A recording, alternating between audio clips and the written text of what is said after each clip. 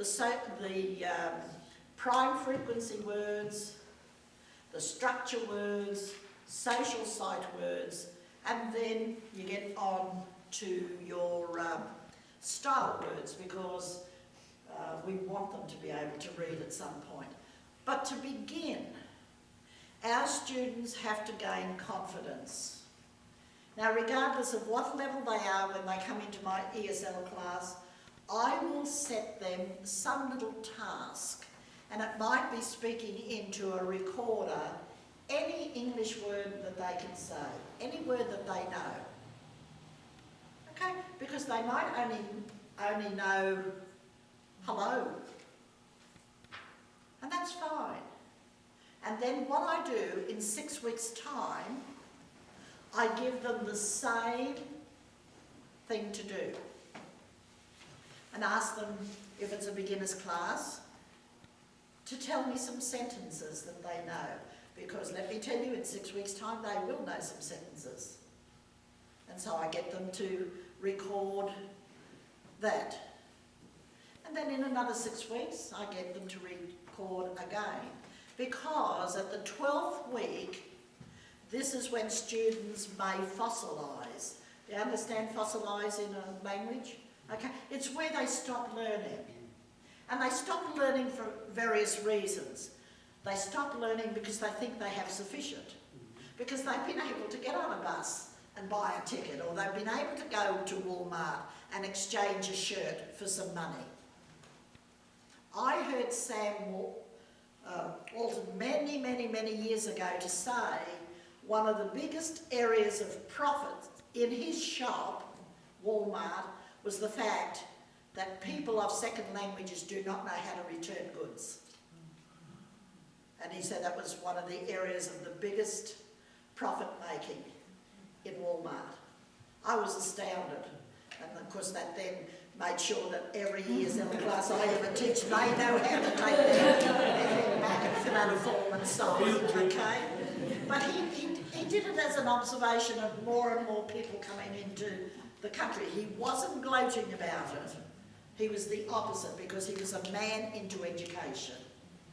Okay, so don't get the wrong idea about it, but he was saying that was a fact. And so you need to make sure that these lovely people that you're teaching here know how to take something back to Walmart and say it doesn't fit and I need my money or I need to exchange it. Things in life we need to do. Now, how do we put this into practice? How do we begin a lesson with prime frequency words and function words? First of all, I want to say that when you teach vocabulary, teach in family form. Remember, they don't know English. They don't know whether this is difficult or not. We tend not to teach present continuous tenses because that's a little bit difficult.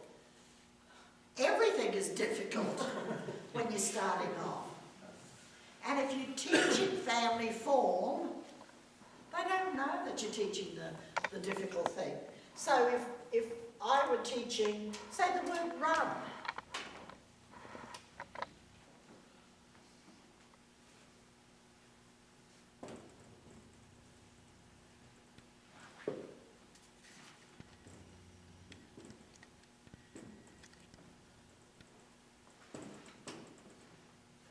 Will you run to the store? And this is the word I'm teaching. I'm not interested really about whether they know all these words. They will know this word, it's a prime frequency, this is a prime frequency, this is a prime frequency, and this is a prime frequency. They will know that. Store they may have never heard about. And why am I not putting any attention on that word? I'm wanting them to hear the word. I'm wanting them to get used to hearing me say this word store. I will certainly explain what a store is because I want them to run to the store. But when I'm teaching this word, I'm going to teach ran. I'm going to teach running.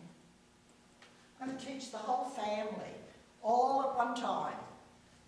I'm not going to tell them that this is present tense, this is past tense, this is present continuous tense. And some of you look as if you don't know what that is, but we won't have a lesson in tenses today. But I teach it in the sense that this is what I want you to do, will. If you already did this, you ran. If you're doing it with me, you're running. Okay?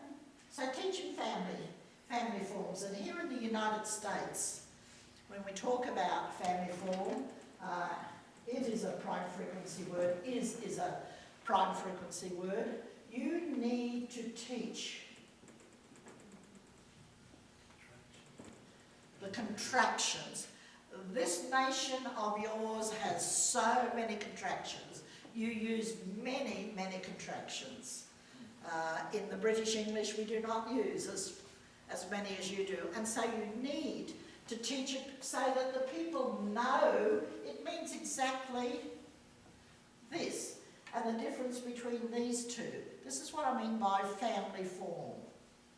Like if you're teaching can and not, you need to teach, because you're more likely to use can't. I can't do it. Okay? So teaching family form with it. Now I'm going to give you a handout of prime frequency words.